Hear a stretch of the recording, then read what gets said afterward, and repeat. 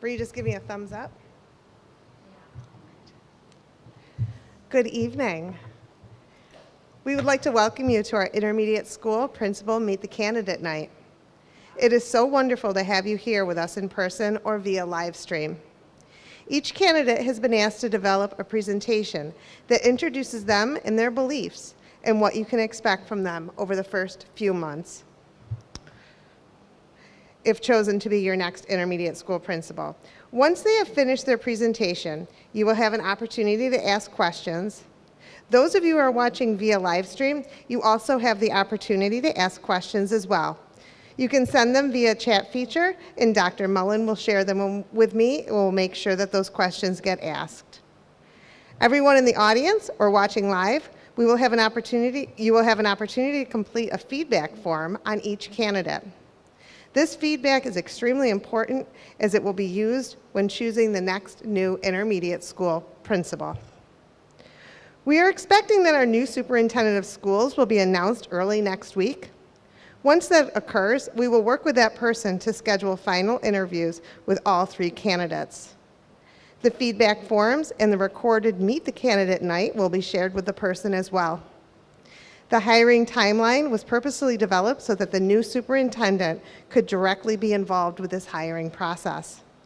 This is something that is very important to Mr. Keiss, as he believes it is critically important that the new superintendent makes the final decision.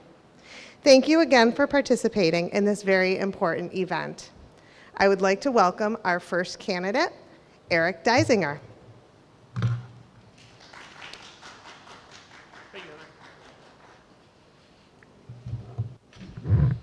Can everyone hear me? Let me first say thank you to those in the audience and those who are viewing online. Decisions are made by those who show up, so I thank you for showing up. My name is Dr. Eric Deisinger, or as I much more prefer to be called, just Dice. I'm honored to be here with you tonight in my old eyes. Of course, it doesn't work. All right, good evening, and thank you for the opportunity to be here with you. I sincerely appreciate the chance to share my vision of what I believe we can accomplish together at Sodus Intermediate. When I think about leadership, I keep coming back to a simple idea. Leadership isn't about Leadership is about creating conditions where students, staff, and families can thrive. My role isn't to have all the answers to all the questions. It's about bringing people together so we can make decisions that work in the collective. Today, I'd like to take a little time to talk about my journey as an educator, my philosophy, and what you can expect out of me out of the first 90 days as the intermediate principal. Which one? That one? That one? I believe so. Do I have to point it at anything? Oh, there we go. Thank you. So every step of my career, I believe has prepared me for this opportunity. Each role has given me a different perspective on what students need to be successful. I began, as many do, as a classroom teacher. That experience taught me something that stayed with me for my entire career. Great schools are built one relationship at a time. Before students can truly learn, they must feel safe. They must feel supported, challenged, and teachers must have a deep appreciation for what they can do in the classroom. From there, I became a teacher on assignment. That role shifted me from a focus from one classroom to an entire school. I worked alongside teachers to analyze student data, strengthen instructional practices, and support student-wide improvement efforts. It taught me that sustainable improvements is not about having all the best ideas, it's about building capacity of the entire staff. Serving as assistant principal here at Sodus has broadened my perspective even further. I've had the opportunity to lead different school improvement initiatives, support teachers through coaching and evaluations, oversee student discipline, coordinate assessments, strengthen our MTSS systems, and work with families, and of course, deal with all the things that happen every single day. Perhaps my most important lesson I've learned is that leadership is not ultimately about only one thing, and that's people. Systems matter, data matters, process matters, but the relationships are what allow us to be successful. Finally, I completed my doctorate of education recently. That's only strengthened my commitment that evidence-based leadership is a priority. My dissertation focused exclusively on differentiated instruction for students right here in Sodus. That experience reinforced something I already believe, that decisions should be informed by data, grounded in research, and always centered on what's best for students. Looking back, I don't see those different roles as separate positions at all. I see them as building blocks that prepared me to lead an intermediate school with confidence, humility, and a commitment to continuous improvement.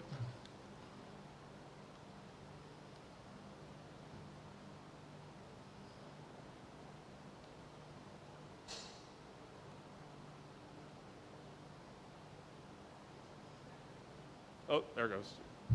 Sorry. When I think about beginning as a principal, I don't believe success comes immediately by making changes just for the sake of I'm new. I believe that it comes from taking the time to understand people, the culture, the systems that you already have in place that make this place successful. That's why I view my first 90 days as a progression. The first 30 days are about listening and learning. The second 30, or the middle 30 days would be about building shared priorities through collaborations. The final 30 days would be about implementing those proposed changes. Throughout that process, every decision I make would be guided on 3 priorities that I believe are important for any intermediate school: improving student success, strengthening school culture, and building authentic partnerships with families. So those first 30 days, my primary goal is to listen before leading. I'll spend time in classrooms observing instruction, meeting individuals, teachers, and staff, reviewing student achievement data, and learning about the systems already in place. I'll also make it a priority to be visible throughout the building, present in school events, and so I can speak to families not just as a principal, but as somebody who's approachable and invested. As I move into those second 30 days, the focus will shift from listening to collaboration. By then, I'll hopefully have a clear understanding of the school's strengths and opportunities. By then, I will begin to work with staff to establish shared priorities. My goal is not to introduce change for the sake of change. It is to build on what's already working while addressing what needs to be fixed. And those last 30 days, begin moving forward from planning into action. We'll establish measurable goals, monitor the progress, celebrate success, and make adjustments as needed. By the end of the first 3 months, I want students, families, and staff to feel confident that we have shared direction and that we're moving forward together.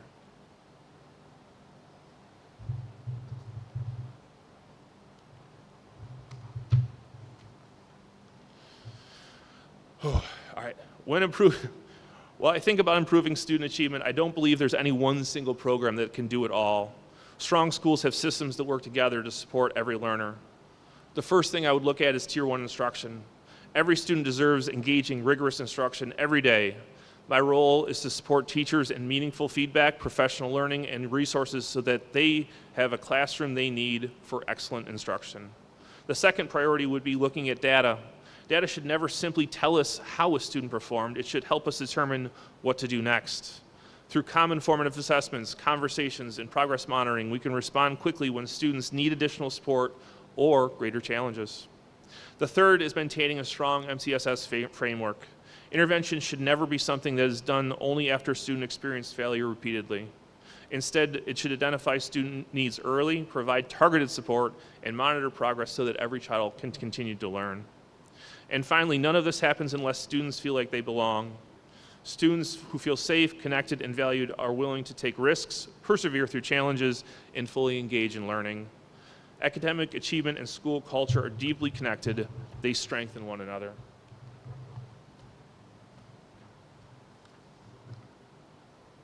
Hey, there we go. When preparing for this presentation, I reflected on some unique things that students in grades 4 through 6 need. Such an important stage in child's educational journey because they're transitioning from learning foundational skills to applying those skills for greater independence. One priority would be developing deep mathematical thinking. Mathematics isn't just about getting the correct answer anymore. It's about helping students understand why solutions work, explain their thinking, collaborate with peers, and apply concepts to authentic problems. Building mathematical confidence during these years is important for their future. Another priority would be looking at literacy excellence.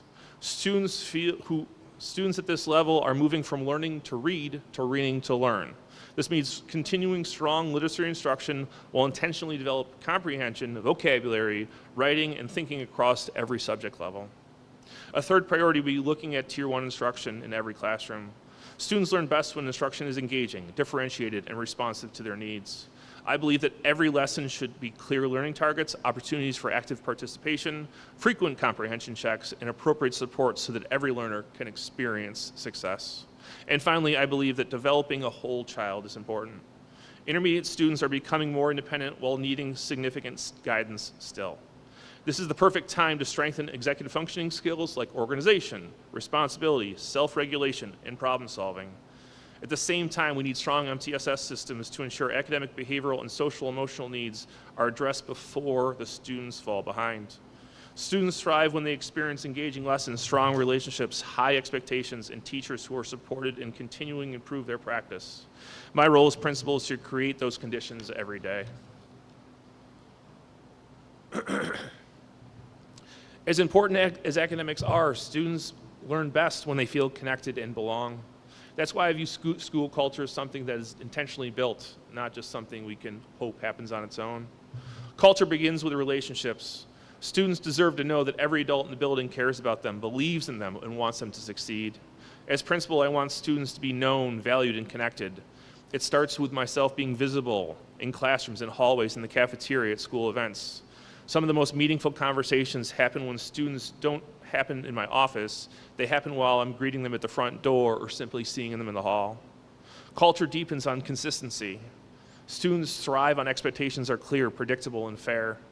That means working with staff to establish common expectations for behavior, routines, and accountability, while always remembering that discipline should be instructional as well as restorative. I want students to learn from their mistakes, repair relationships, and continue to grow.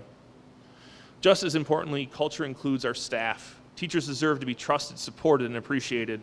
I want to foster a culture where collaboration is the norm, teacher leadership is connected and encouraged, and successes, both large and small, are recognized. When educators are supported, they positively reflect in every classroom. Finally, culture exists beyond the walls of our school. Families and community members should be welcomed in as partners in our work. When students, staff, and families all feel connected in school, everyone benefits.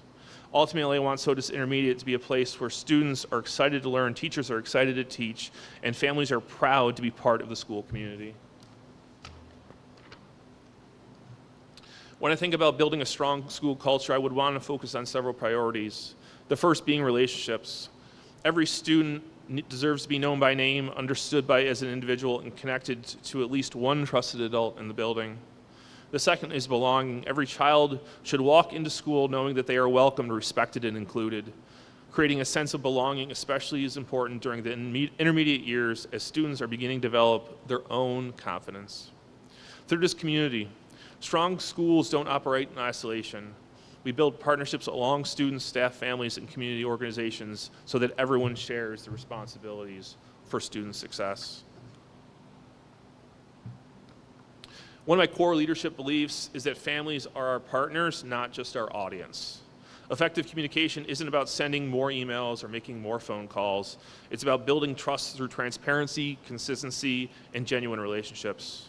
The first step is always just to listen. Families want to hear like their voices matter, want to create regular opportunities for them to share ideas, understand their concerns, and use their feedback to improve our school. Whether through parent forums, meetings, or informal conversations at school events, listening must become before leading. The second priority is just communication. Family deserves timely, accurate, and transparent information. They deserve to know not only what's happening in school, but why those decisions were being made. My goal is to communicate proactively so families are informed rather than surprised. Finally, we need a partner. Families need to feel welcomed in our school in meaningful ways, not just for concerts or celebrations, but as active participants in their child's learning. That means creating opportunities for family engagement, recognizing the diverse strengths our families bring, and ensuring that every family feels comfortable reaching out whenever they need support. One quote that has really guided my thinking in this area is, communication is not just about saying more, it's about ensuring that people feel informed, heard, and valued. If we consistently achieve those three things, trust grows, and when trust grows, stronger partnerships follow. As I conclude today, I'd like to leave you with one final thought. Throughout my career as a teacher on assignment, now assistant principal, through earning my doctorate of education, I have learned that leadership is ultimately about people, about creating opportunities for students to succeed. It's about supporting teachers so they can do their very best work. It's about building authentic partnerships with families. It's about creating culture where everyone believes and everyone believes that they can achieve. If selected as the next principal of Sodus Intermediate, I will lead with integrity, transparency, and commitment to continuous improvement. I will listen before I act, I will collaborate before I decide, and I will always keep students at the center of every decision. I truly believe the school has an incredible foundation, and I would be honored to work alongside the staff, these families, and this community to build the foundation and continue to move Sodus Intermediate forward. Thank you very much. Thank you very much. Can you hear me okay? This is a time we have about 15 minutes for questions. I'm going to start with the audience, and Bree will then change over to the online questions. Does anybody have a question? Sure. I'll come to you.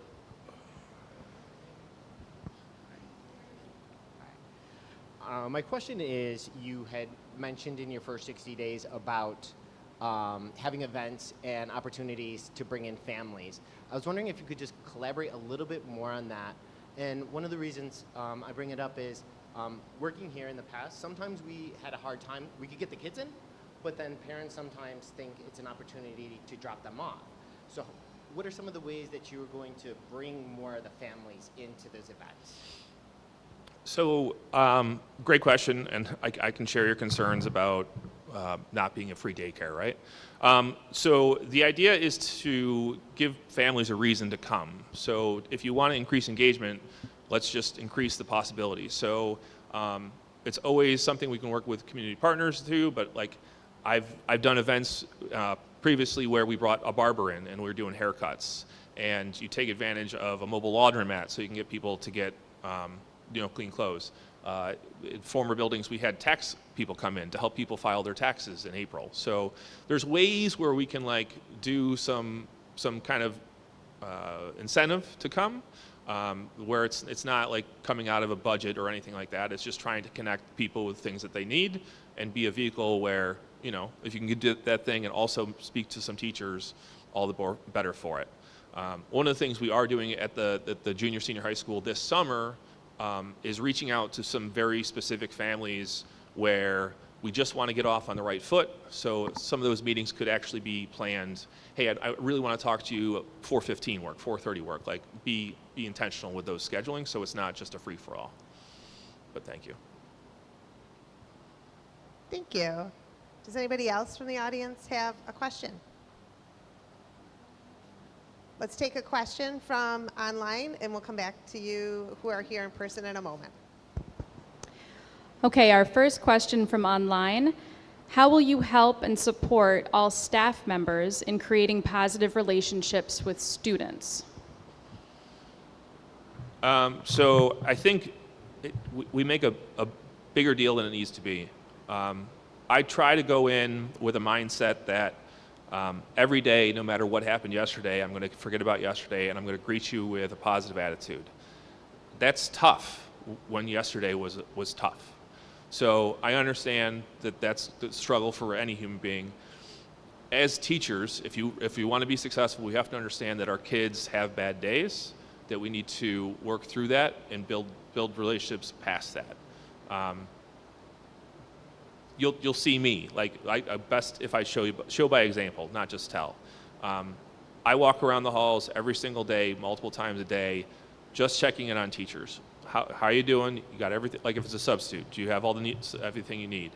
If it's one of my regular teachers or CSEA staff, you know, is there anything is something broken? Is it's too hot? It's too cold? The TV won't work? It's all just having conversations and being as helpful as possible. I've yet to meet a truly evil child.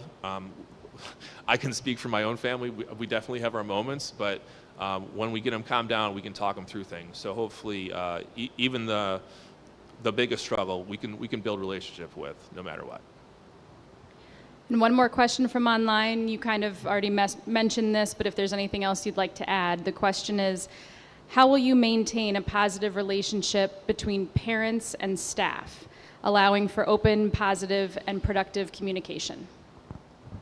So I'm in my current role in moving forward as principal, if that were ever to be, I'm happy to act as a liaison between staff and families if they want it. I've definitely helped some newer teachers with some tougher phone calls to families. That's a more than happy to work with. As a building principal, it's much more likely that I'm going to get the phone call from a parent as opposed to the classroom teacher.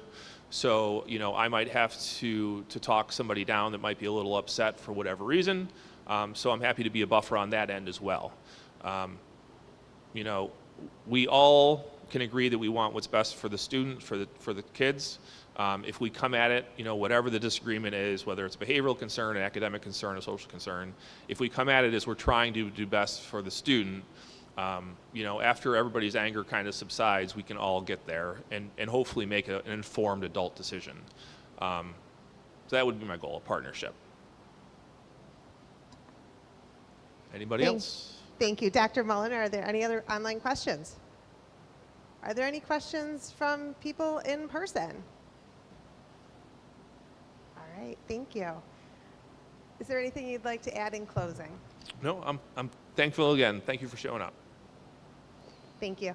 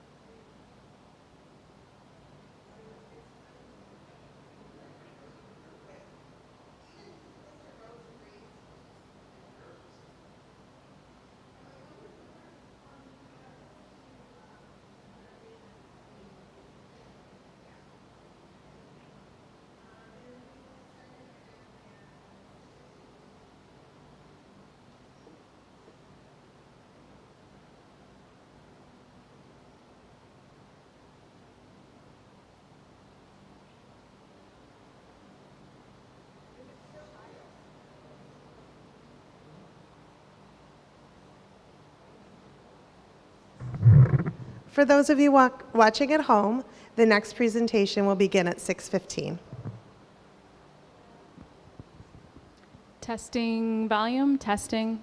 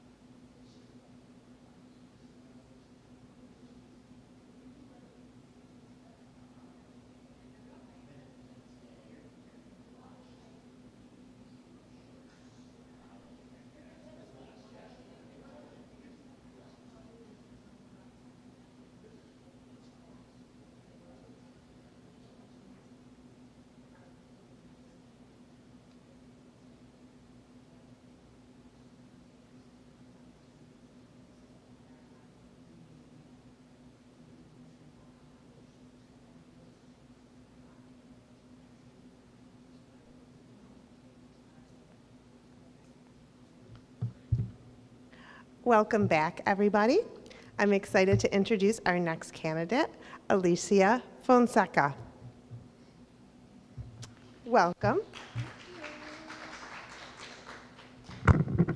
Good evening, everyone. Thank you so much for having me. I'm Alicia Fonseca, and I am over the moon to be here. So let's just get it started and jump right in. Where am I pointing? I point at this? Oh, there it is. Okay, so I figured the best way to tell you about my professional life is to tell you where everything started. So up here in this photo, we see my wonderful grandmother, the woman who raised me. Yes, that's me in her lap holding a cup. Cheers. Yes. So she was a wonderful woman, and my family emigrated here from Puerto Rico in the 1950s, one by one. And so, of course, since my parents were working, the woman who raised me was my grandmother, which meant that because she spoke no English, I spoke no English. So I grew up speaking Spanish. I did not learn English until I started school. So this scared, frightened little girl you see at the bottom there is little old me when I started school. I was terrified. I was shy. I was quiet, pretty much nonverbal, I would say. It was a big culture shock for me. It was a very difficult time. But throughout it all, whenever I'd come home and tell folks about my day, their answer was always the same: well, just work hard and don't give up. And that was just the common theme. No matter what was going on, just work hard and don't give up. And then the most amazing thing happened. I learned to read, and that shifted absolutely everything. I was in love with English now, and I would read everything I ever got my hands on, and suddenly, I was tuned in. Now, I was still crying in school every day, let me tell you. I really was, because even though I'd finally learned how to read, I still wasn't communicating with others. That came later. So it was a very isolating experience at the time, and it was difficult. But once again, answers always came when I'd come home: just work hard and don't give up. Eventually, I stopped talking about it, and eventually I stopped crying and fell in love with school completely. My love for English knew no bounds, and that was it. I knew I had to become an English major. How was I going to do that? How was I going to go to college and do that? Well, you know the answer. Just work hard and keep trying. And I made it to New York University, where I became an English literature major, and I was over the moon. I was studying English lit, American literature, Caribbean literature. What could possibly be better? Spanish literature. That was an amazing time also. Now, mind you, I was not literate in Spanish. I had only spoken it as a child. So once again, I had to learn literacy. I had to learn how to read and write in Spanish, which I did. Amazing opportunities came from that. I was able to study abroad. I was able to attend university in Madrid. This blew my mind. Coming from the family that I came from, just a family of farmers that came to this country with essentially nothing, and I was able to go and study abroad. This was crazy. Right there and then I knew I had to be a teacher. There's no other way. What education had done for me, I had to continue that trajectory. So, of course, went to school to become a teacher. Got to the U of R and had an amazing time focusing on second language acquisition and literacy. Because it meant so much to me, that was going to be my focus. And teaching was magical. I loved teaching. I was really grooving. I got a chance to speak Spanish, to teach Spanish, and a chance to teach ELA. Nothing could have been better. Time of my life. As I continued teaching, I came to the realization that there are a lot of components to teaching, don't really have a lot to do with the classroom. And frankly, those were a drag. And that motivated me to want to go to school and become an administrator, because I wanted to support teachers and instruction by removing some of those barriers that were keeping them from doing all the wonderful magical things that they could do in the classroom. So I did. After attending SUNY Brockport for my administrative certificates, I became a community school site coordinator, working very diligently to connect all of our community resources and area businesses and services with our schools and our families. It was a very eye-opening experience. And it taught me so much about the greater support system of the community beyond the school. From there, I became an assistant principal, and that was a job that I truly, truly enjoyed. I was able to not only support teachers, but to support the entire school. I was able to affect operations and systems and make them smoother, protect instructional time. I was able to modify schedules to make sure that there was the maximum amount of flexibility, that we were not only being compliant, but also compassionate with all of the work that we had to do. It was a phenomenal, phenomenal time. The work that I was doing was recognized in the district. The Rochester City School District's very large, but they were noticing the changes happening in our school. We were getting attention. All sorts of wonderful things started to happen. The initiatives that we launched with our instructional initiatives, attendance, and school culture, they started to be duplicated and scaled throughout different buildings in the district. We knew we were on to something. And from there, I was able to achieve the position of Executive Director of Bilingual Education and World Languages. This was a central office position. I was now able to affect change, not just for a classroom, not just for a school, but for 40 schools and 20,000 students. These were students that were also represented by 27 different languages. We were making it happen. It was a phenomenal, phenomenal time and a great experience. But there was only one problem. It wasn't in a building, so it wasn't as fun as being with the students, but it was very personally satisfying to know that we were affecting change.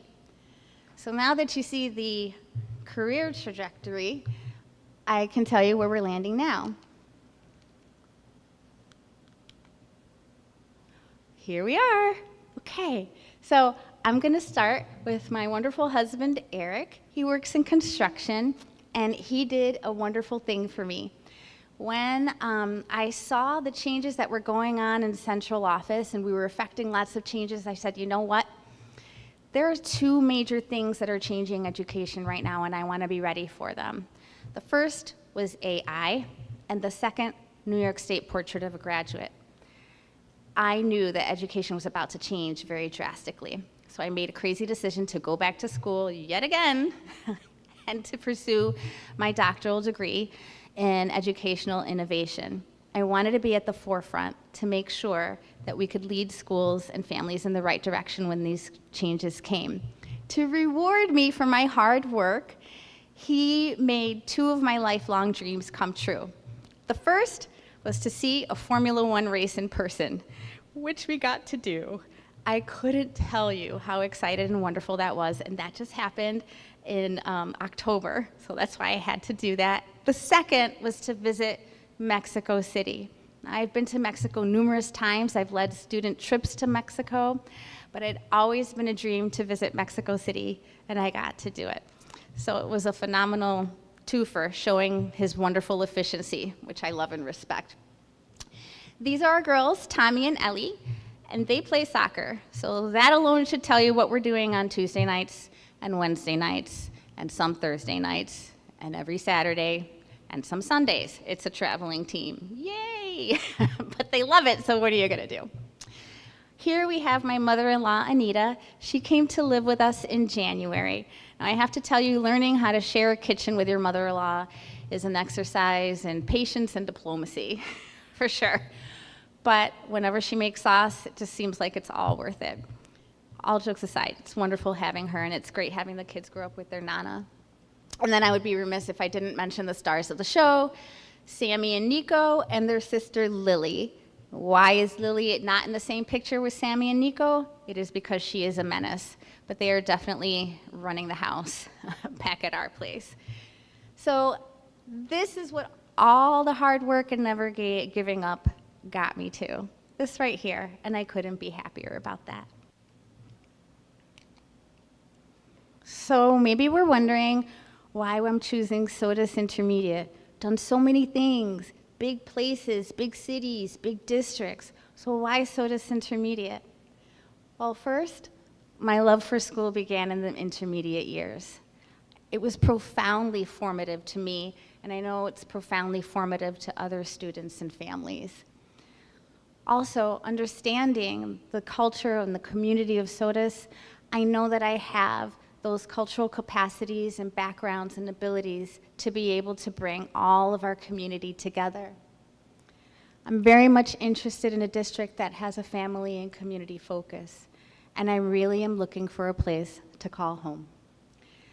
I stand in defense of childhood, and what that means to me is childhood is a very special, magical time. It's brief, it's fleeting. And in this world, there's a pressure for students and children to grow up too fast.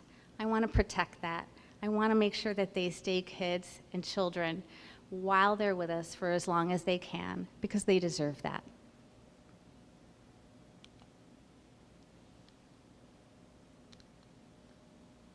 Okay, the first 90 days. So the first 90 days will likely not be action-packed days. They're the days that I call the listen, listen, listen days, because I really have to learn. I'm very keenly aware that as an entering principal, I will be the least informed person in the building for a little while. So there will be no drastic, immediate, sudden changes during this time, unless, of course, something warrants that. But it's a time to get to know the staff and the students and the families, getting to know the community and having opportunities for them to get to know me. So you'll be seeing me pretty much everywhere like a bad penny. I'll be here, I'll be there, all over the place. I will not be in my office. I will be in a classroom, in the hallway, in the cafeteria, on the playground. I'll be talking to absolutely everyone. I'll be working on understanding your systems, the operations, how things run. I'll be seeking out input from absolutely everyone that I meet and observing everything that I see, noticing, wondering. And I'll be asking the questions, lots and lots and lots of questions. So I want to begin with the first 90 days staff and student culture. Now, I know it seems a little bit counterintuitive, but I firmly believe that when we want to affect student culture, we begin with staff culture. A positive and thriving student culture can only be achieved by an authentically positive and thriving staff culture. It's moving beyond professionalism and cordialities and being polite and actually connecting with each other and having fun with each other. Students are going to know if your relationships with your staff, if they're authentic or not, or if we're just playing nice. They need to see that we are really cohesive. Now, one of the ways that we did this in my previous building, these are not Spirit Weeks. You would think that they are. No. These were themed Thursdays. Now, themed Thursdays was just us commiserating, and we decide what we were going to wear next Thursday, and we went all out. These are just three of my favorites, of course, Star Wars Day, 80s Hairband Day, and Men in Black Day. Now, the students knew nothing about this. This wasn't about this. They had no idea what was going on. And of course, the kids were way too young to even know what Men in Black was, so they walked in like, why is everybody dressed like an agent? But we had a ball. It wasn't for the kids. It was for us. We were having a good time. And they saw us genuinely having a good time together. Folks that were very, very different from each other. We were goofing off. We stayed in character all day. We're taking pictures. And it was genuine. It was real. Now, I'm not saying we need to play dress up, although I won't be mad if we do.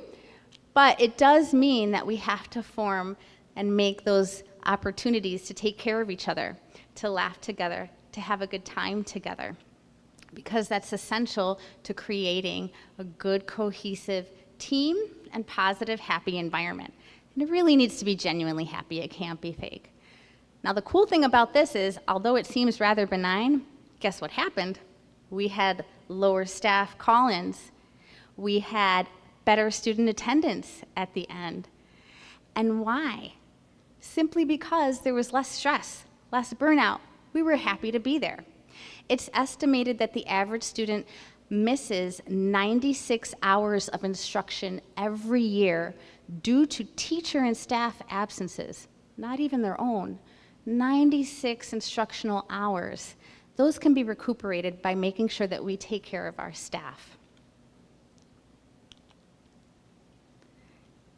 Now, there are lots of things about staff and culture, but the two major pillars are taking care of our staff culture, and for me, student safety. Student safety, physical, emotional, social. Now, the way we do that is with clear expectations and consistent messaging. We are consistent in our messaging and our expectations. We are consistent in our responses to behavior. We are consistent with our consequences. That's what's going to make kids feel safe. Children feel safe when clear and consistent boundaries are set and upheld. They do not feel safe when those boundaries are crossed without appropriate consequences. Now, some of those consequences hurt, but we know that that's what the students need. We know that's what's best for the student. And that's why we're doing it, because it is best for them. I can't think of any time in history that any student came back to their parents or to their teachers and said, "Thank you so much for letting me cut up. Thank you so much for letting me do whatever I wanted to do and not holding me accountable." They always say the opposite. "Thank you for holding me to the standard. Thank you for making sure that I stayed on the right path." So even though it hurts us, and often it hurts us more than it might hurt the kids to set those boundaries, we know it is what's best for them, and it's up to us to be firm on that. So high performance standards are achieved with consistency in expectations, consistency in support, and predictable systems of accountability. No surprises, no gotchas. That's what students need to feel safe and to achieve high things. And interestingly, the same goes for our staff. We're going to maintain those high expectations at all times, but the level of support is right there, because that's who we are. We're not going to have expectations without support, and we will always have clarity with those expectations and our systems of accountability. Family and community engagement. We have to believe and know and move with the understanding that it is the parent-school partnership that's critical to student safety and achievement. And of course, safety is key because we always operate there first, but we know that we need this to happen together. So as I'm going around on my listening tour, these are the things that I'm looking for. And I'll be taking notes and thinking about, if we don't have it, what are we gonna need to get it there? But here's what I'm looking for. I'm looking for visibility, a staff that attends school and community events. Accessibility, a staff that's approachable and responsive to family needs. I'm looking for transparency, clear and timely information provided to families in ways that make sense. If it's cumbersome to get that message delivered, we can't be satisfied with that. If our messaging is such that a parent needs to unpack it to figure out what it means, that's not effective communication. It's got to be clear and make sense.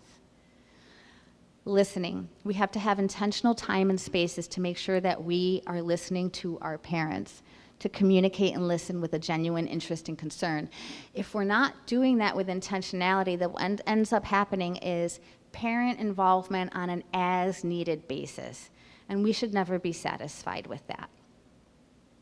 And of course, community and parent engagement should be intergenerational. It's a way for us to honor all of the caregivers, all of the support systems, and the legacy that has brought us to where we are. So these are the elements that I'd be looking for family and community engagement. Now, the reason I began in this order is because I firmly believe that without a positive school culture and authentic parent engagement, students are only going to get the core of instruction. They're not going to get the whole joy of learning. We can't cram curriculum down students' throats without giving them the entire holistic, beautiful learning joy of school experience. So when I think about achievement These are the things that I'll be looking for because for me, these are the indicators of instructional excellence. First, of course, securing the best curriculum and resources available for our students, not for another school, for our students, and delivering them with fidelity. If we are not delivering them with fidelity, then it's a waste of our time and our resources, and our kids deserve better. Data is an integral part of the conversation, but it is not the focus. It's part of the conversation, always, but it is not the heart of the conversation. Because, as the saying goes, not everything that counts can be counted.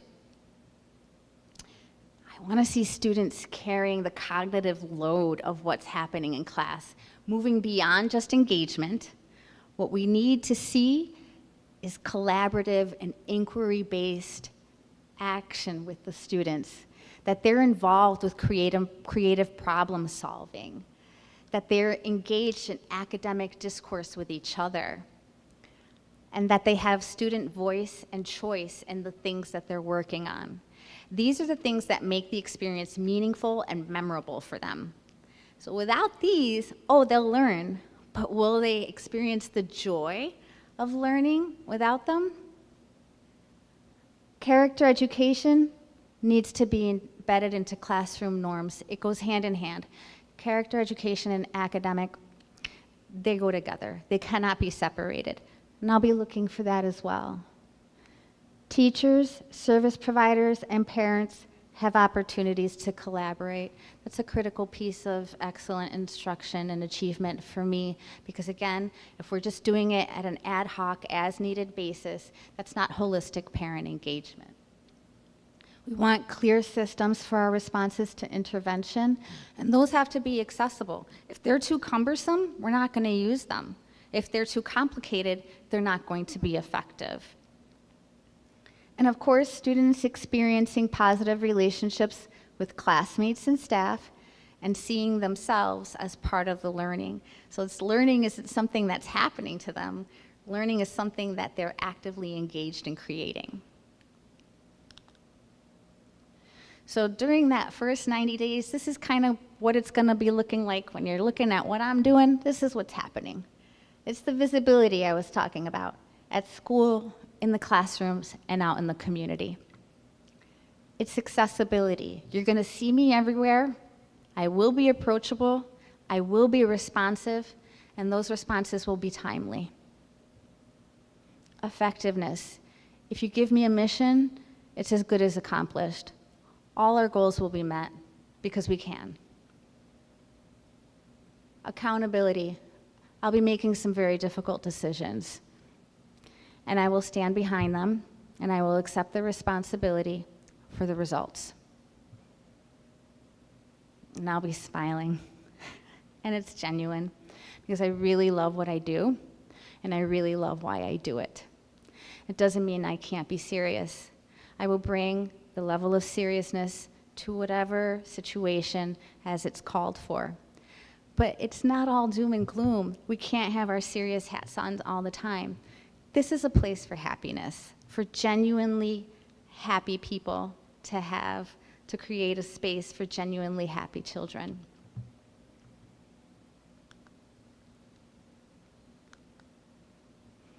And that's a wrap. I really, really want to thank you so much for our time together. And if I could leave you with any thought at all, just remember what the Fonseca family credo is. Just work hard and don't give up. Thank you so much.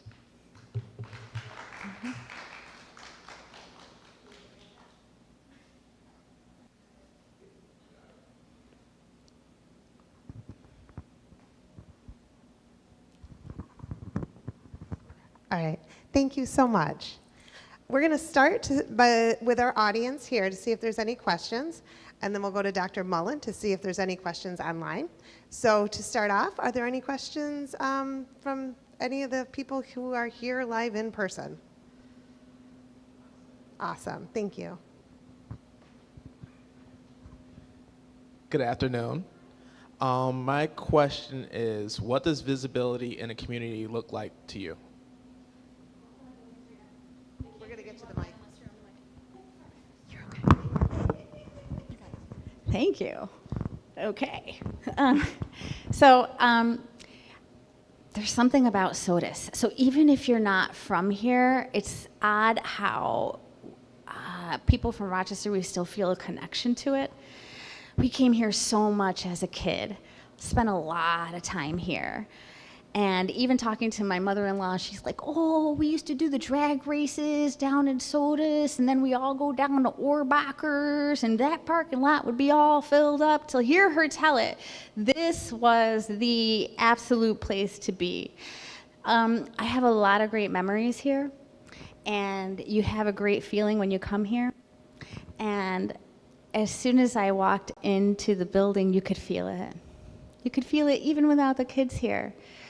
This is a place where it feels like home. It feels like family matters.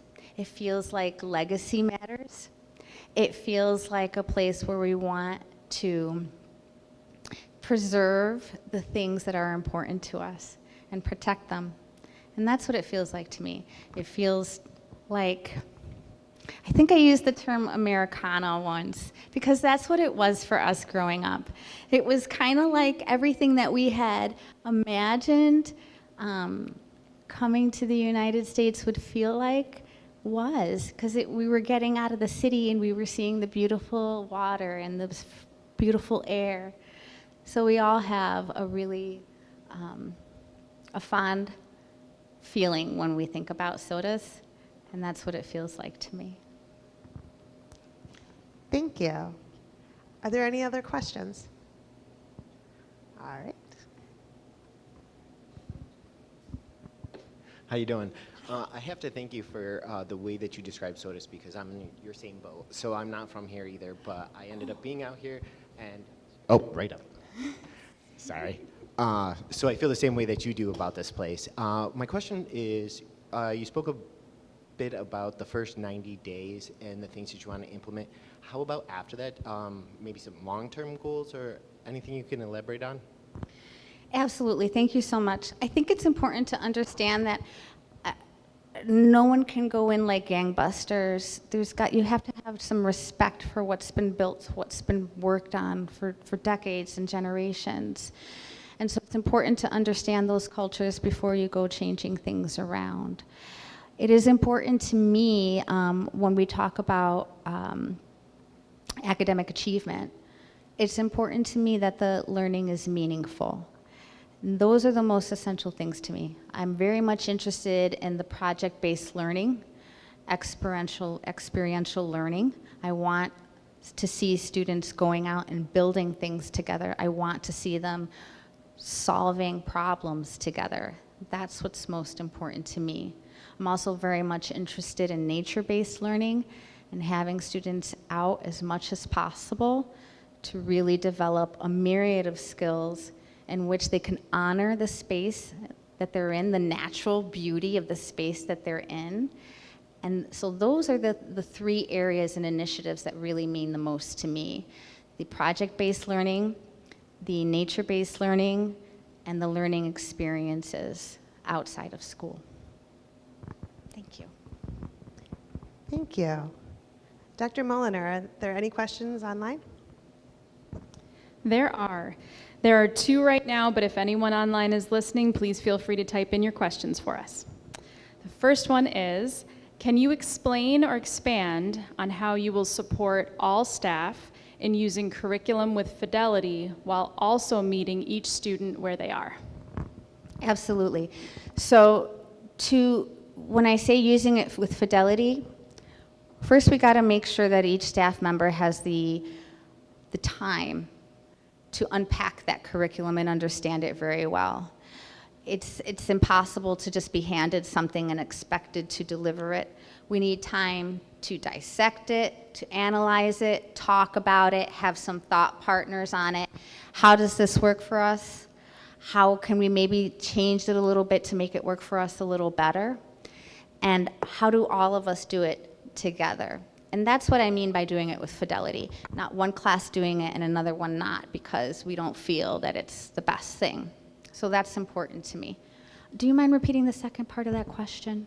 Sure. Thank you. So the full question was, can you explain or expand on how you will support all staff in using curriculum with fidelity while also meeting each student where they are? Yes, thank you. Okay, so the staff needs to have that time.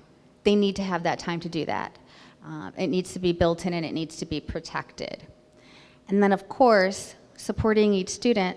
Now, once we have a really strong Tier 1 curriculum and really strong Tier 1 practices, now we can dig a little deeper so that we can once we get to know our students very well, it's very important to have those strong relationships that we know our students and know their needs.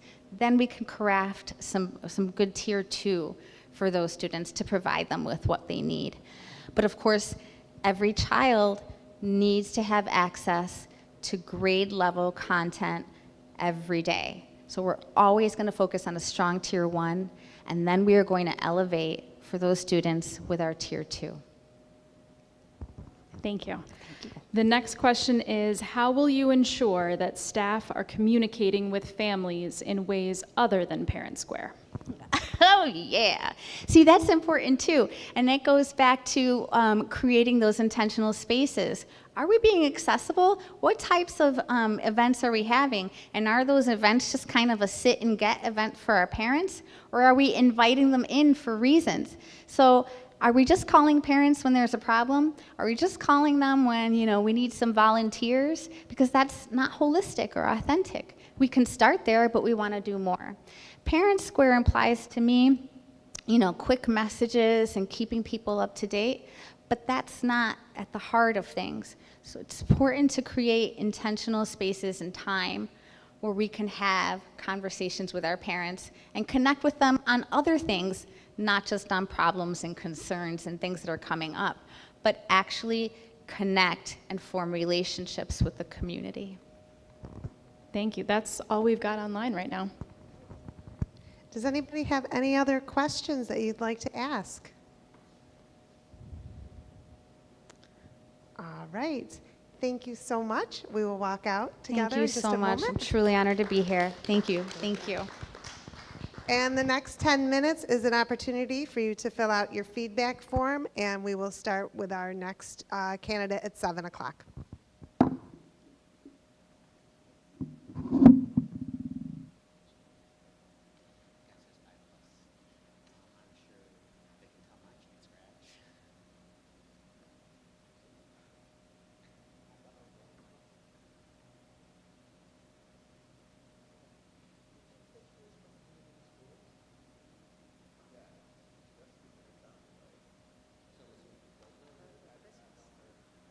But there are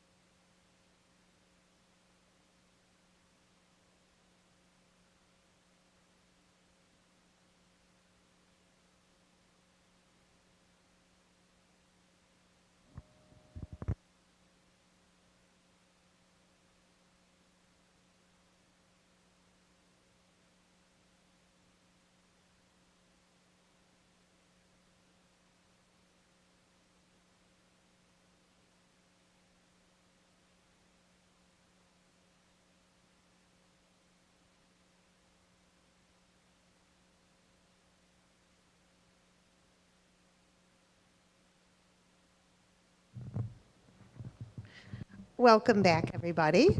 We are going to be hearing from our third candidate in just a moment.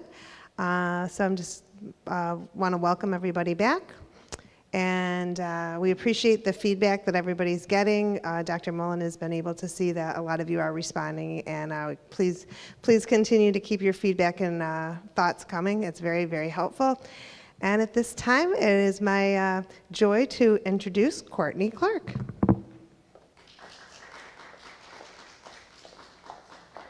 Hi, everybody. How are you? Great. It's so good to see some of you here. Thanks so much for having me back. I've really enjoyed my time the last few weeks meeting Mrs. Oots, yes, right? Did I say that right? Mr. Kais. So, and it's been just a pleasure getting to know the Sodus community and all the things that you guys have going on here, and I'm just really, really pleased to be back. So thank you so much for having me. We are looking at the first 90 days of, I'm gonna take this off. Do you guys mind? I feel like I need to be sort of everywhere else, but besides there. We're gonna be looking at the first 90 days. So what's gonna happen if I happen to have the pleasure of being your next principal? The first 90 days are gonna be a time of learning, listening, slow approaches, getting to know everyone that works here, from the office to the teaching staff to our support staff and our janitorial staff. So what's going to happen in the first 90 days? Before we get into all that good stuff, I want to introduce myself. My name is Courtney Clark. These are my beloveds behind me. I've got my husband, my two boys. One's going into 9th grade, one is going into 5th grade. So work is very much like home at this point. I have two fur babies, Oscar and Poppy. And the picture on the right is a picture of my class from this past year. And they are all wearing t-shirts that they made for me on Teacher Appreciation Week that say, "We love Mrs. Clark even more than she loves Dave Matthews Band." That is one thing up here that I have. I am a huge music listener. I love Dave Matthews, and the kids know it because you know, it's a part of who I am. I love to share who I am with these kids. And I'm also a fan of the Bills. Go Bills. Hopefully we have a good season this year. I want to share with you that I've been in education for over 20 years. I started as a substitute teacher. I worked my way to a TA. I will tell you, when I started as a substitute teacher, I had zero intentions of going into education, zero. I had a degree in theater. I was going to be a famous actress, probably dancing on Broadway, something like that. Believe it or not, it didn't work out. But I still have that degree in my back pocket, and I use it all the time. I mean, I'm on stage with my kids every single day and other people that I'm working with. So I went into become a paraprofessional. From there, I moved to Wellsville. If you're familiar with Wellsville, it's down south. It's a nice community, very close to the way I view Sodus, a nice rural community. I taught 4th grade ICT for a number of years before moving back to the Rochester area. I'm now in Fairport, and I took a job as a 1211 special class teacher when I moved here, which completely changed the trajectory of my educational career.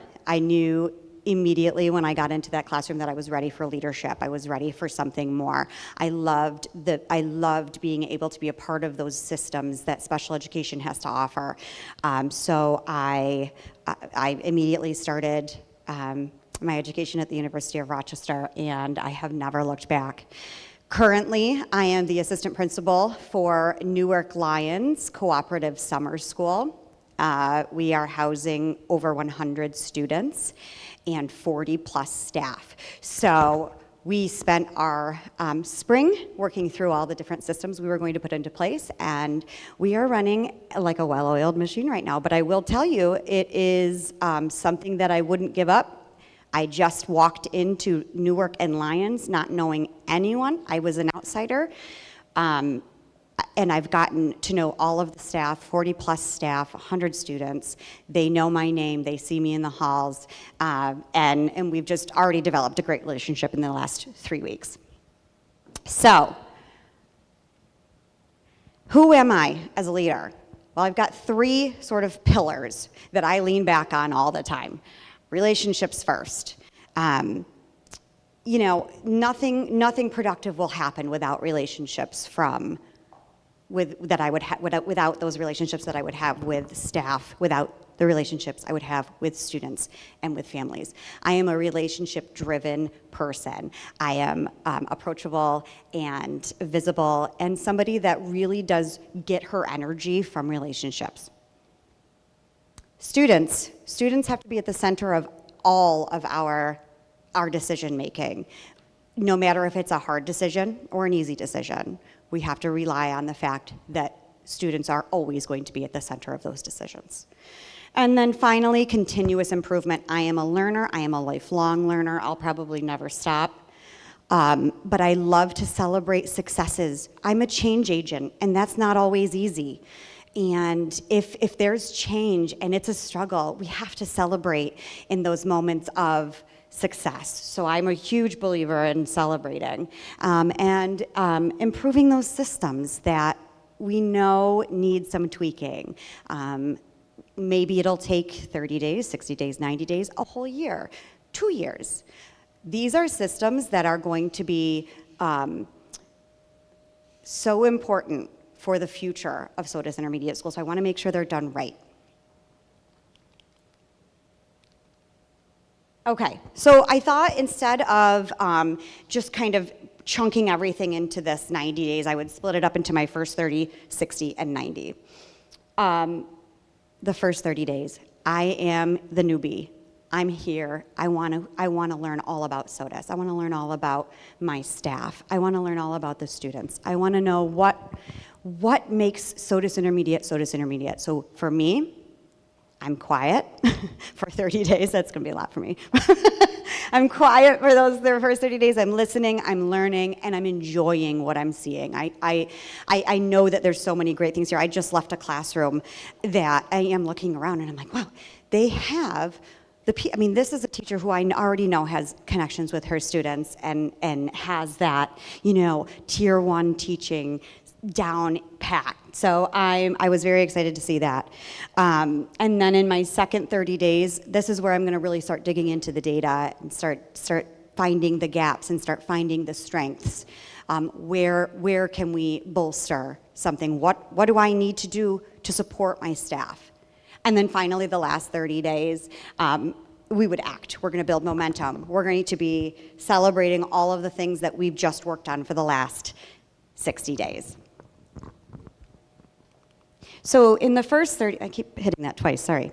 In the first 30 days, I wanted to separate it into the 3 most important things that I think Sodus Intermediate is going to be looking for: student achievement and instruction, school culture, and family and community engagement.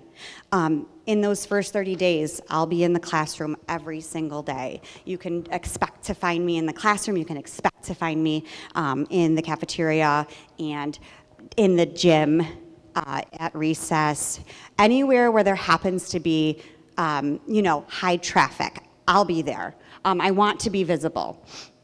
I want to review the current curriculum that Sodus has right now.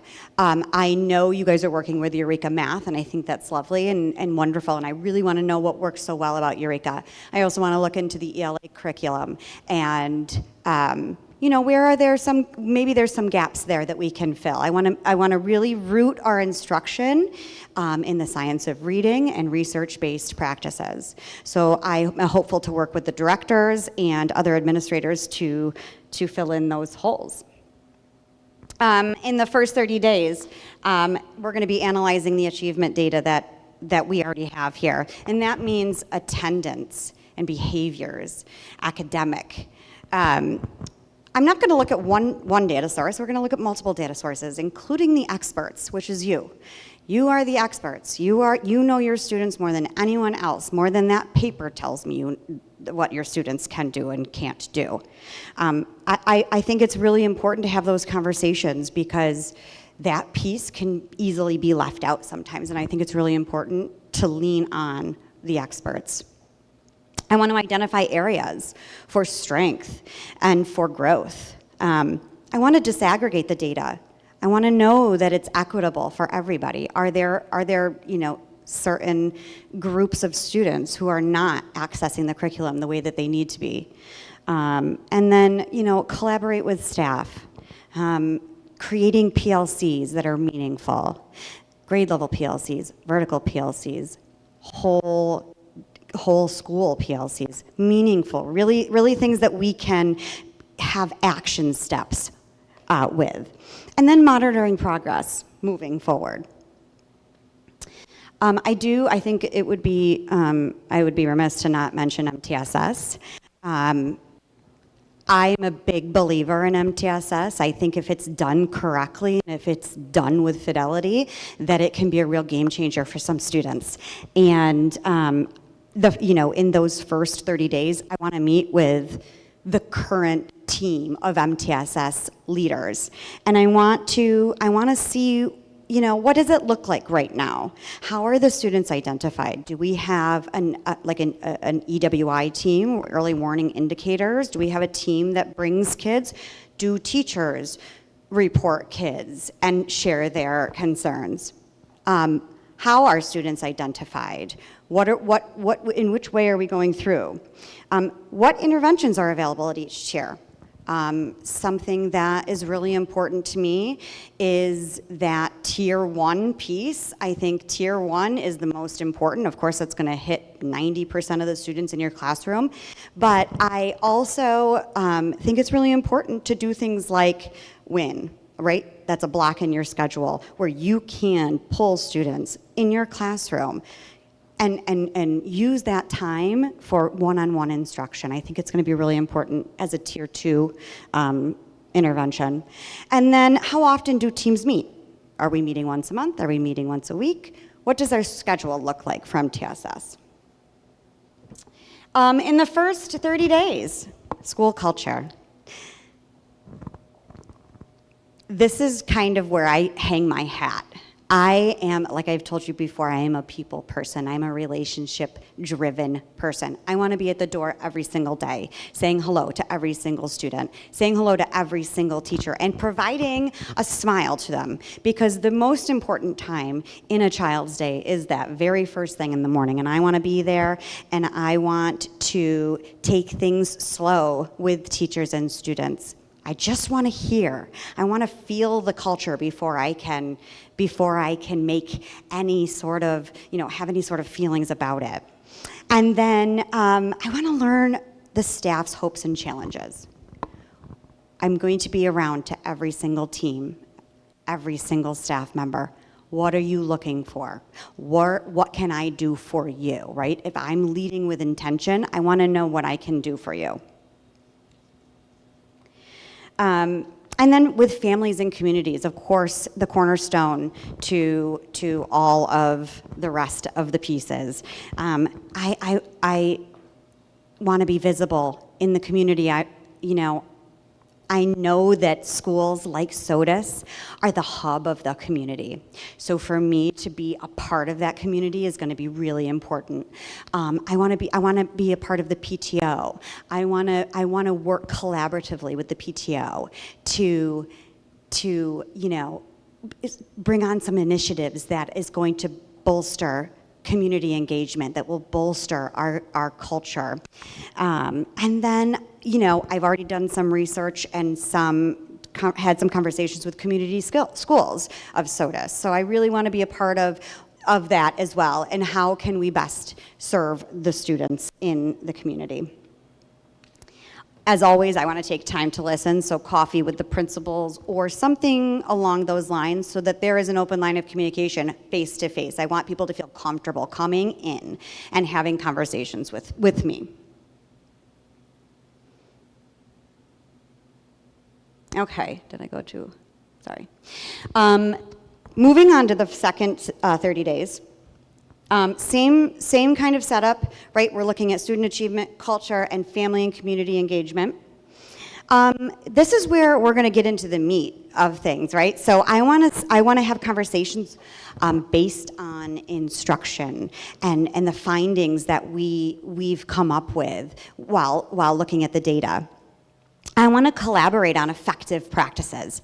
What do we see when we go into the classroom? So if I'm visiting classrooms looking at Tier 1 teaching, what am I seeing? What is effective?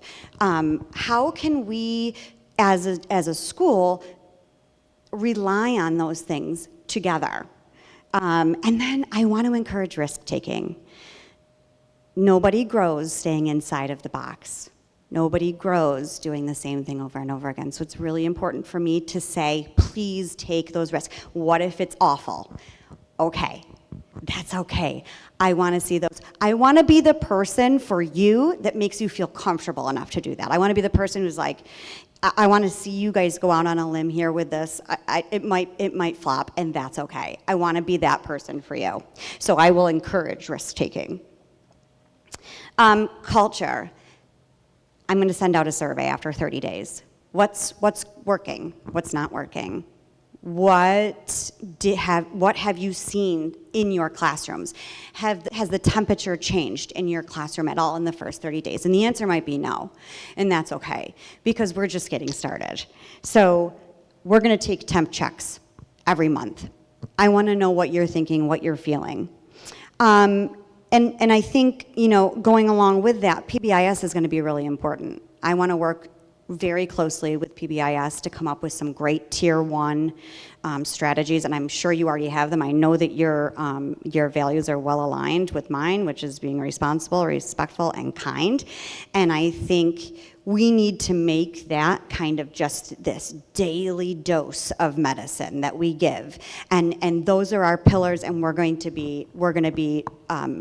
we're noticing you. We're seeing that you're doing these things. Teachers are this way with each other. These are going to be things that are really important. And I think it's going to be important to roll out some shared promises with staff as well.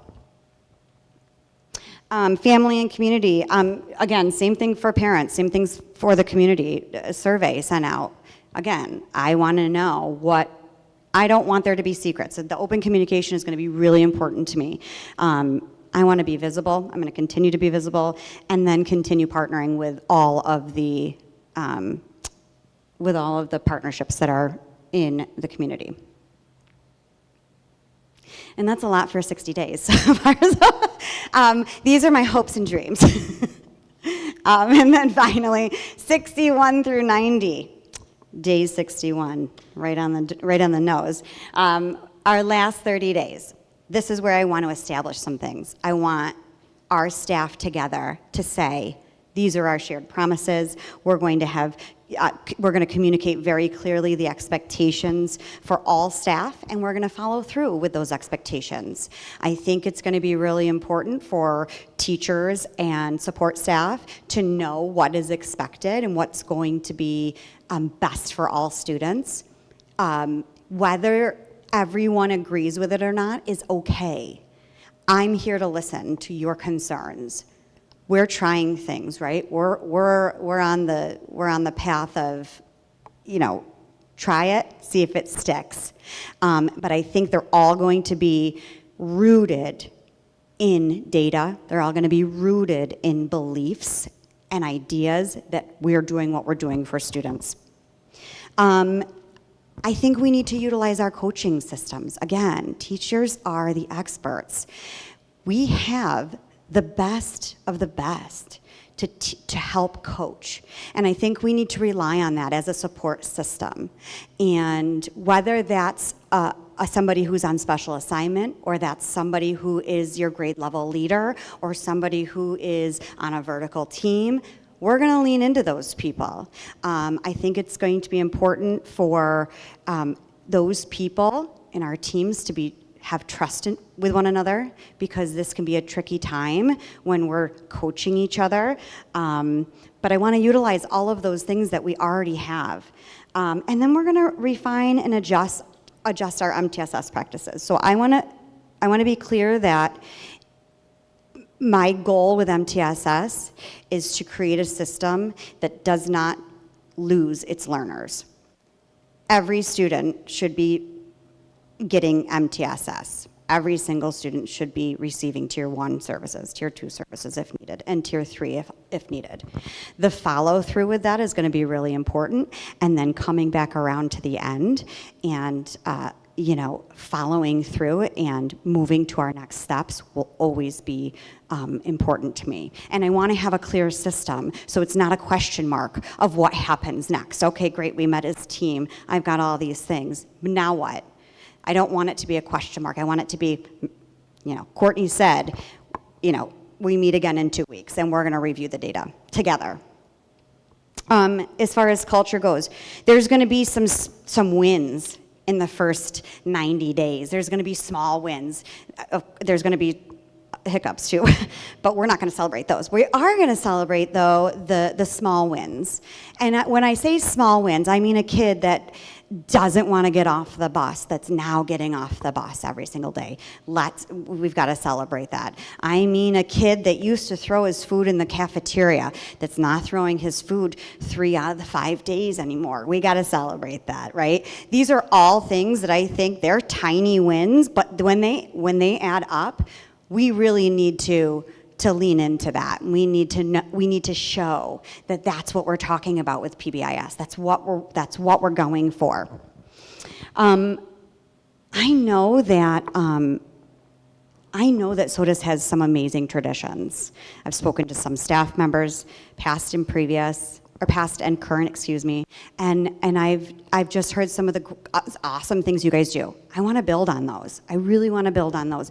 But I also am open to creating new traditions, right? Where is this all leading us? Our culture, where is it leading to? And what can we do to bolster that and keep it going? And then finally, for families, let's share out our first quarter. How did it go? But honestly, how did it go? Good, great, not so great? I want to be honest. I want to share where we've had these wins and where we're still looking to go. As a principal, I want to make sure that I send out weekly communication, and I want to collaborate with the PTO so that we can send out one cohesive weekly newsletter to the entire community on a Friday night.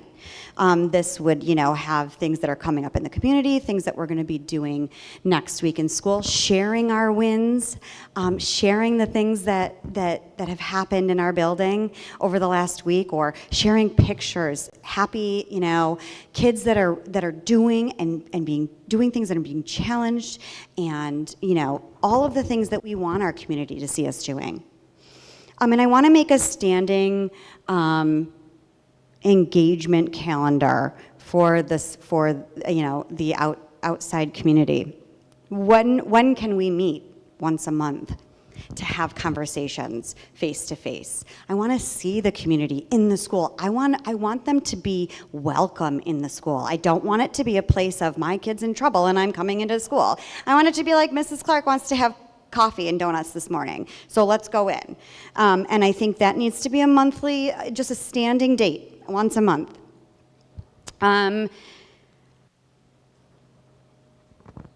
Some commitments that I'm willing to make, and not just willing to make, but looking forward to making, quite honestly. I want to visit every classroom regularly. I've had administrators that do this every day. I've had administrators that never do this. And I know that to feel valued and important, I want that principal in my room every day saying, "Good morning, how are you? What can I do for you?" It was really a game changer for me to have an administrator like that. So I want to make sure that I'm doing that when I'm here.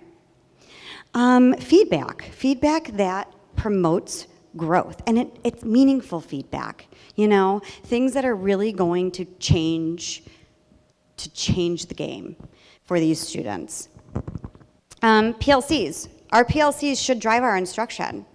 They should be times when we're talking to our teammates and sharing data and sharing what works in the classroom and something that doesn't work in the classroom. They should be times when we're looking at where we have gaps in our curriculum. I want them to be really meaningful.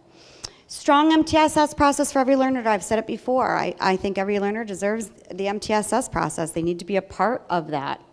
And then instructional supports from the experts, from the teachers, from me. I am somebody who has taught 4th grade, 5th grade, and 6th grade for multiple years. And I am right in my wheelhouse as far as curriculum goes. So I want to be one of those supports for you too. What's worked over my career, and share those out.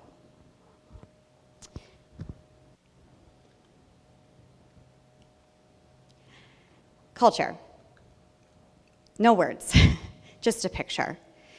This picture represents so many different things for so many different people. But there's a few things that I want this picture to sort of resonate with you and make you think. So as far as students go, when students see this picture, I don't want them to think, ugh, Monday. I want them to think, this is where I'm safe. This is where I'm known, right? This is where I can show my pride for Sodus and feel connected. This is where I'm challenged in every class that I'm in. And not just classes, I'm challenged behaviorally. I'm challenged academically. I'm challenged to get here every day.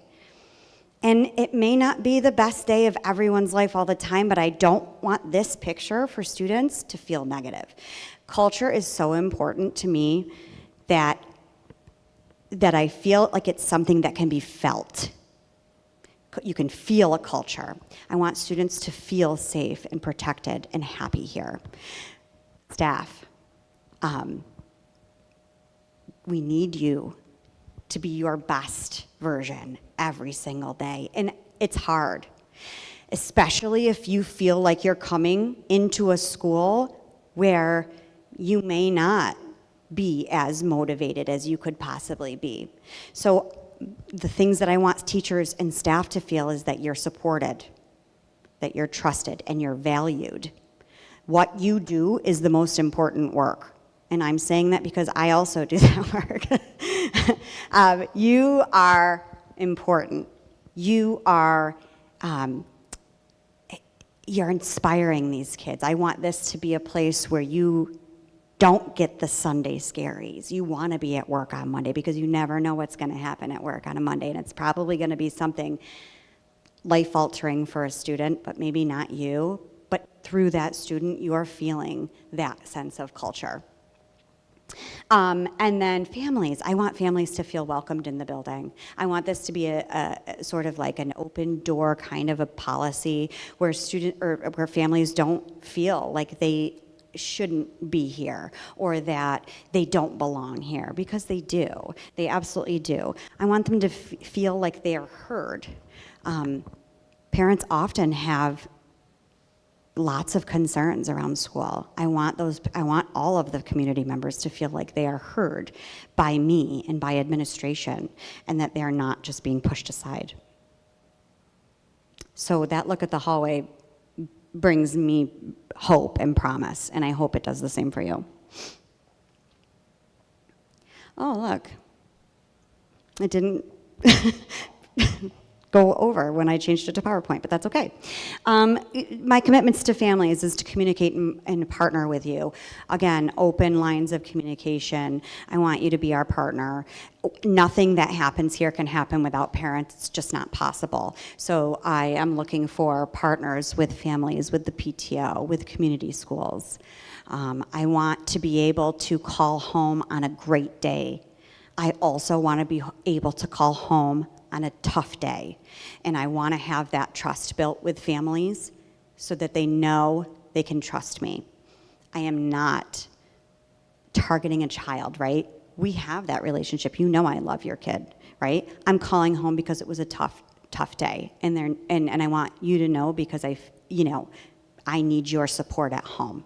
We're going to have tough times, and that's okay. The communication also, I should say, that's not just me, right? I want staff to have communication with families, of course. First, I know you already do, but weekly emails or positive calls home. Those are all things that really make a difference, not just from me, but from the entire community here at school. Oh, that one didn't travel well either. This is what success looks like. Happy, supported, challenged, engaged. These are all words that after 90 days, I don't even know if I want to ask you if that's how you feel. I'll know that's how you feel, right? Our relationship will be so tight that I'll know that you're collaborating. I'll know that you are, well, I don't love this, but I'm, okay, I've got you. I've got your back. I'm here for you. I think, teacher input is super important. So these are ways that I want people to feel after that 90 days. And if they feel this way, then this is a huge win, right? Not a small win. This is a huge win after 90 days. Okay. You can expect a principal who is all those things. And I'm sure everybody here came in and said similar things to what I said, because we know what makes a great leader. What I hope sets me apart is my dedication to the students, to my staff, to having fun, to just, when school feels like it's really heavy, I also want to be that person here that's dressing up like Santa Claus in a fourth grade costume. It was a fourth grade, made in the 1950s for a fourth grader. And I put it on, and it was just like, we just ran around the halls one day. It was like Halloween, I think, or something, I don't know. Or, can act, kind of silly.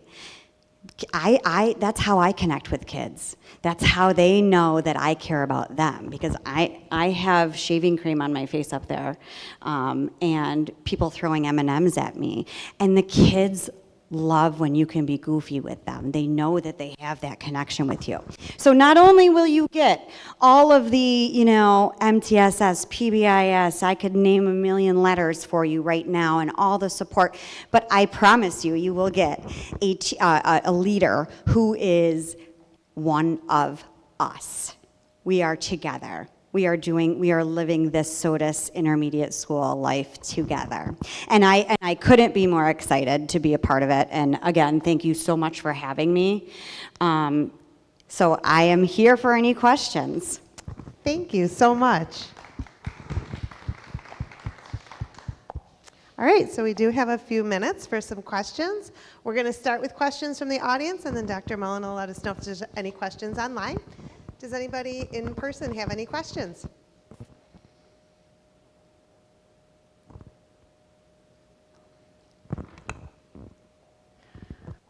Are there any questions online? Yes, there is. How will you hold teachers accountable who may disagree with your vision for the school? Yeah, well, that's a great question. The first thing I want to do is listen to those teachers, because I want to know what their vision for the school is. I want to hear it. I want to hear where we disagree, because we may. And I want to continue to support those teachers with the idea that it's not just me, it's us. We're creating the vision for the school. How do I hold them accountable? I'm visible. I'm in the classroom. I am checking in to see how things are going. What did we share together in our PLCs that we decided on together, and where did we go astray from there? Where, after we made our shared promises, what happened after that? Because I know that the teachers want the same outcome I want, which is happy, healthy place for students and staff to be. Thank you. Are there any other questions? All right, did anybody in person think of one while you were waiting? All right. Oh, come on. Thank you so much. Yes, we really thank you. appreciate your time. This is an opportunity for you all to continue to fill out your feedback forms and be thoughtful about your responses. And we appreciate everyone joining us this evening. Thank you, everybody. Appreciate it. And for everybody online, the feedback form is linked, so you can fill that out as well for us. Thank you so much.